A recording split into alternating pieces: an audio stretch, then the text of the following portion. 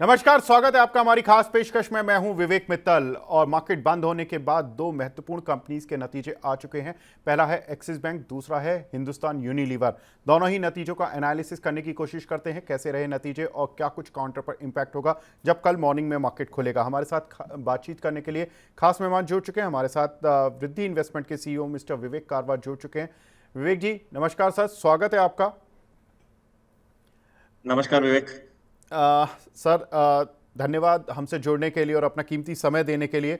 मैं जानता हूं कि आपने बहुत शॉर्ट नोटिस पर एक टाइम दिया हमें, उसके लिए बहुत ज़्यादा धन्यवाद सर। एक बार एक्सिस बैंक के नतीजों पर नज़र डाल लेते हैं।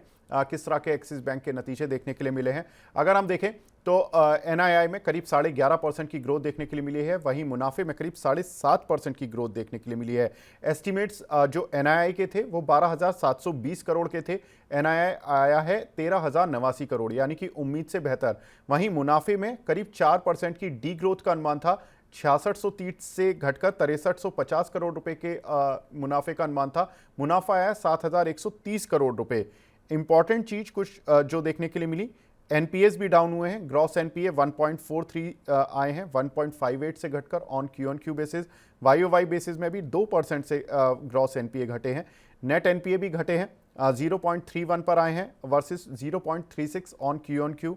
और साथ ही अगर देखें तो आप जो देख रहे होंगे, जो कई जगहों पर चल भी रहा होगा कि एक्सिस बैंक घाटे से मुनाफे में आया, वो घाटा नहीं है। लास्ट ईयर कंपनी को 12,490 करोड़ रुपए का एक एक्सेप्शनल लॉस था, जिसको ज़्यादातर ब्रोकरेज हाउस ने एडजस्ट किया था। तो एडजस्ट करने के बाद जो कंपनी का प्रॉफिट था लास्ट ईयर इसी क्वार्टर में 6630 करोड़ रुपए का था। उसके अगेंस्ट में मुनाफा 7130 करोड़ रुपए आया।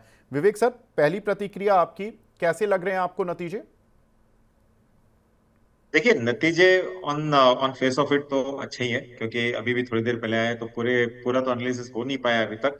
लेकिन जितना भी नंबर्स देखा है, लग रहा है जिस हिसाब से मेनली दो फैक्टर्स में देखता हूँ। एक तो नेट इंटरेस्ट मार्जिन, वहां पे आपको इंप्रूवमेंट दिख रहा है। और दूसरी चीज है जो एनपीएस में कमी आ रही है। तो बैंकिंग सेक्टर पिछले 5 साल, इनफैक्ट 5 से लेकर 10 साल अगर आप रिकॉर्ड देख लो, तो ज्यादातर बैंकिंग स्टॉक्स सारे इसी के कारण दबाव में थे, क्योंकि एनपीएस इनके पास एकदम भर भर के पड़े थे। अब वहां पे जैसे जैसे कटौती आ रही है, तो ये सारे बैंक्स आपको पॉजिटिव दिखने लग गए हैं ऑलरेडी। यही केस पीएसयू बैंक्स में भी था। और आपको याद होगा पिछले शो में भी मैं बोल रहा था कि बैंकिंग सेक्टर पे ओवरऑल मैं बुलिश हूँ, क्योंकि जो ट्रेंड है वो एकदम पॉजिटिव ट्रेंड के और जा रहा है।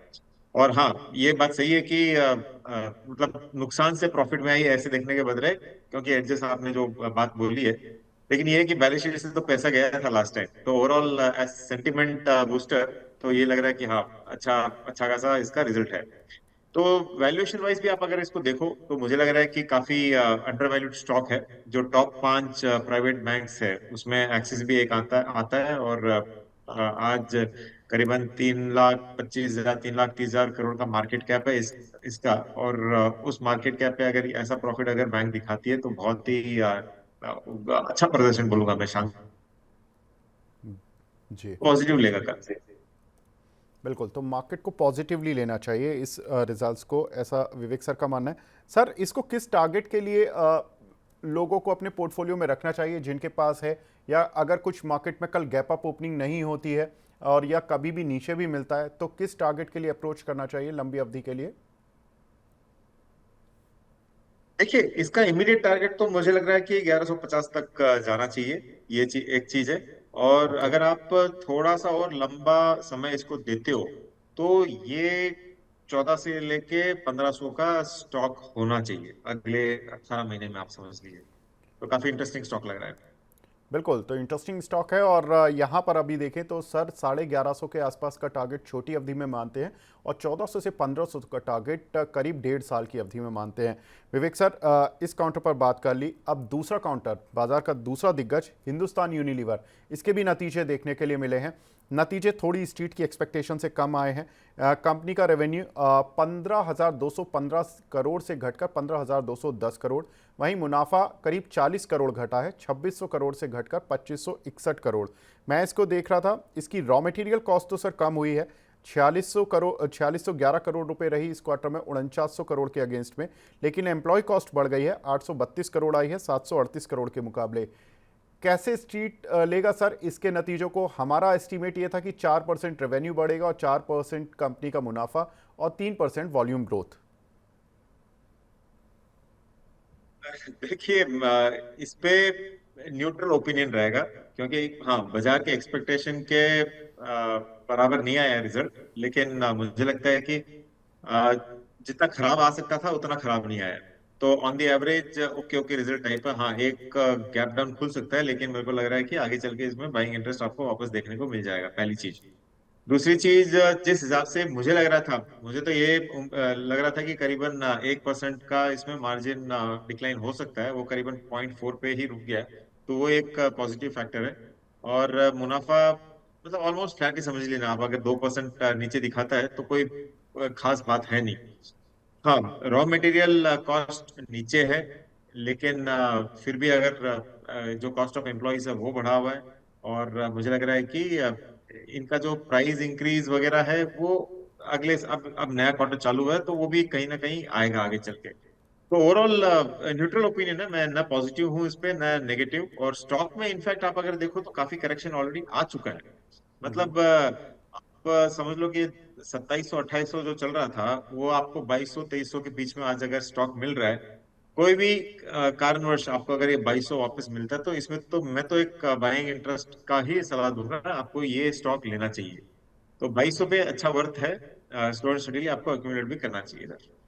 बिल्कुल। तो सर इसमें नतीजों को ना देखकर हमें मॉनसून को देखना चाहिए।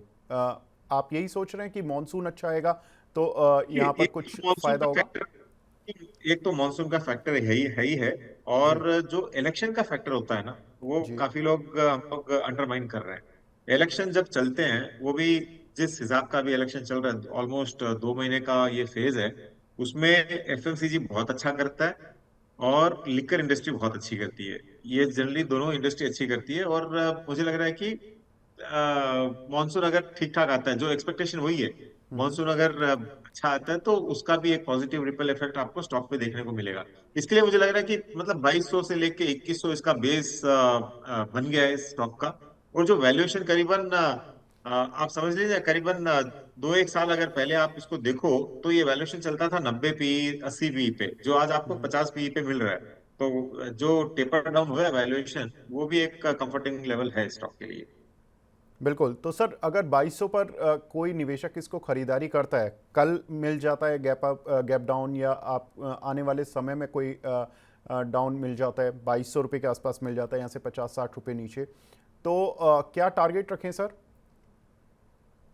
देखिए, इसमें शॉर्ट टर्म टारगेट आप नहीं रख सकते। इसमें अगर कोई आपको सलाह देता है कि 6 महीने या 1 साल रख लो, तो थोड़ा वो गलत काम हो सकता है। लेकिन जी मुझे लगता है कि आप अगर इसको और थोड़ा सा समय दो, जी। मतलब अब कल अगर फिड का भी लैंग्वेज आप सुन लो, तो यही लग रहा है कि जो रेट में कटौती वगैरह वो लोग बात कर रहे हैं, वो 2 क्वार्टर के बाद आएगा। तो उसका रिपल इफेक्ट आपको और 2 या 3 क्वार्टर, मतलब आप 1 साल से लेके 18 महीने का अगर ड्यूरेशन दो, तो मुझे लगता है कि वापस आपको जो प्रीवियस हाई था करीबन 2700, वहां तक जा सकता है। बिल्कुल। तो थोड़ा सा समय देना पड़ेगा। 2700 रुपये तक भी काउंटर जा सकता है। जिन लोगों के पास है वो होल्ड कर कर चल सकते हैं, जिनके पास नहीं है वो बाय ऑन डिप्स अपना सकते हैं, लेकिन समय देना होगा इस काउंटर पर। नतीजों पर रिएक्शन हो सकता है कि कल आपको बहुत अच्छा नहीं मिले, आई मीन थोड़ा सा खराब मिले, क्योंकि नतीजे उम्मीद से कम आए हैं।